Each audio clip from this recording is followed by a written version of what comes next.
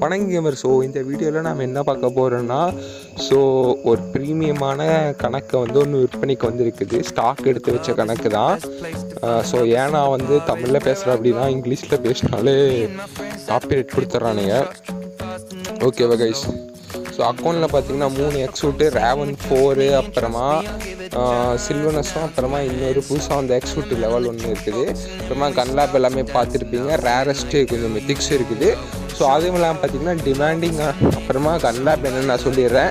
M4 GC maths, AKM கில்ஃபீல்டு, அதுக்கப்புறமா பார்த்திங்கன்னா M24 ஆமு, அது கில்ஃபீல்டு இருக்குது. டிபி, அப்புறமா க்ரோஸா, M249, அதுக்கப்புறமா யுசி, அதுக்கப்புறமா 3 அப்கிரேடபிள் சூப்பர் கார் இருக்குது.